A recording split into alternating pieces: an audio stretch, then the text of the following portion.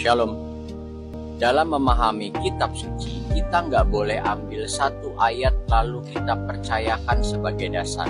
Kalau kita mau mengerti ajaran kitab suci, kita harus mengerti secara komprehensif bahwa percaya itu jangan bersifat minimalis. Nah, kalau kamu bilang orang yang disalib bersama Yesus, percaya Yesus lalu masuk Firdaus, ya memang keselamatan itu landasannya adalah Yesus. Sebab apa? Sebab Yesuslah yang menyatakan Allah. Sehingga dengan demikian keselamatan Allah itu dilakukannya melalui mengutus anaknya ini menjadi manusia untuk mati, disalibkan, lalu dikuburkan, dan kemudian bangkit. Nah, dengan kebangkitannya ini dia telah mengalahkan maut.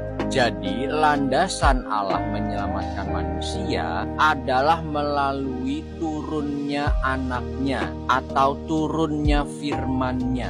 Nah, jadi kalau kita percaya pada Yesus, ya kita harus percaya pada yang mengutus, bukan hanya sekedar Yesus saja. Coba kita baca dalam Yohanes 3 ayat yang ke-16. Karena begitu besar kasih Allah akan dunia ini sehingga ia telah mengaruniakan anaknya. Sekali lagi dikatakan anaknya. Nah, berarti kalau begitu anaknya yang dikaruniakan itu karena kasih Allah. Artinya ada Allah, ada juga anaknya. Kita lanjut baca lagi ya. Supaya setiap orang yang percaya, dikatakan percaya kepada siapa? Kepadanya itu siapa? Ya firman itu, ya anaknya itu. Nah, percaya kepadanya sebab ini yang dikirim oleh Allah. Tapi kan ada Allah yang mengirim itu. Jadi percaya pada Yesus berarti percaya kepada yang mengirim, ya kepada Allah itu. Jadi bukan hanya Yesus aja, enggak begitu. Apalagi Yesus adalah Bapa, enggak begitu. Apalagi dikatakan oleh Yesus sendiri dalam Yohanes 5 ayat yang ke-24. Aku berkata kepadamu, sesungguhnya barang siapa mendengar perkataanku dan percaya kepada Dia yang mengutus aku, ia mempunyai hidup yang kekal dan tidak turut dihukum. Sebab ia sudah pindah dari alam maut ke dalam hidup. Dikatakan mendengar perkataanku dan percaya pada Dia yang mengutus aku. Siapa? Bapa. Jadi nggak bisa main asal percaya Yesus adalah Bapa. Sebab Bapa dan Yesus itu adalah satu kesatuan. Karena Bapa adalah asal di mana Yesus berada. Dan Yesus adalah firman-Nya Bapa. Makanya Allah dan firman-Nya itu yang menjadi dasar keselamatan itu, atau menjadi sumber keselamatan itu. Kita baca dalam Yohanes 17 ayat yang kedua. Sama seperti engkau, siapa? Bapa telah memberikan kepadanya, siapa ini? Firman-Nya ini, kuasa atas segala yang hidup. Demikian pula ia akan memberikan hidup yang kekal kepada semua. Nah, jadi anak ini akan memberikan hidup yang kekal karena mendapat kuasa dari Bapa. Jadi bagaimana bisa dikatakan oneness atau Yesus adalah Bapa itu? Dari sini aja udah kelihatan ada dua, yaitu Bapa dan firman-Nya yang diberi kuasa itu.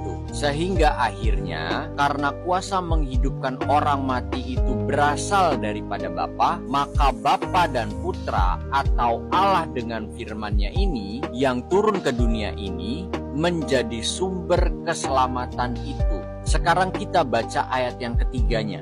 Inilah hidup yang kekal itu, yaitu bahwa mereka mengenal Engkau satu-satunya Allah yang benar dan mengenal Yesus yang telah Engkau utus. Dikatakan pertama, mengenal Allah. Lalu kemudian yang kedua, mengenal Yesus. Inilah sumber hidup kekal itu. Karena demikian besar kasih Allah akan dunia ini, sehingga ia mengirimkan anaknya Jadi kita harus percaya kepada Allah yang mengirim dan juga yang dikirim. Kita baca lagi Yohanes 14 ayat yang pertama.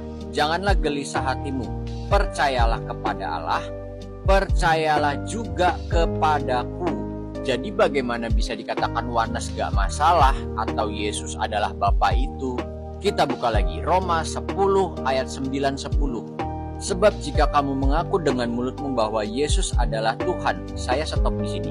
Kamu mengaku dengan mulutmu bahwa Yesus adalah Tuhan. Nah, yang membuat Yesus jadi Tuhan siapa? Kita buka Kisah Para Rasul 2 ayat yang ke-36.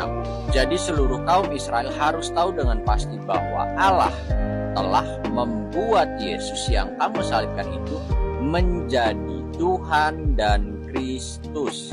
Nah, berarti Allah yang mengangkat dia jadi penguasa, yaitu diberi segala kuasa di surga dan di bumi. Kita buka lagi Matius 28 ayat yang ke-18. Yesus mendekati mereka dan berkata, "Kepadaku telah diberikan segala kuasa di surga dan di bumi." Dikatakan kepadaku telah diberikan, berarti ada yang memberikan. Siapa yang memberikan? Ya, Bapa itu. Jadi bagaimana bisa dikatakan oneness atau Yesus adalah Bapa? Jadi ada Bapa yang memberi dan ada Kristus yang diberi. Maka pengakuan Yesus sebagai Tuhan itu mengandaikan ada yang mengangkat dia menjadi Tuhan, karena Tuhan artinya adalah penguasa itu. Jadi mengaku Yesus sebagai Tuhan artinya mempercayai bahwa dia diangkat oleh Bapa sebagai pemilik segala kuasa untuk mengubah kita nanti di akhir zaman supaya tubuh kita ini menjadi mulia, dan itulah tujuan keselamatan sesungguhnya. Kita buka Filipi 3 ayat 20 dan 21. Karena kewargaan kita adalah di dalam surga, dan dari situ juga kita menantikan Tuhan Yesus Kristus sebagai juru selamat yang akan mengubah tubuh kita yang hina ini menjadi serupa dengan tubuhnya yang mulia. Nah, itulah arti keselamatan itu. Jadi bukan sekedar masuk surga saja, tetapi mengalami kemuliaan. Nah, ini baru dua loh. Baru Allah dan firman-Nya. Saya belum bilang Roh Kudus.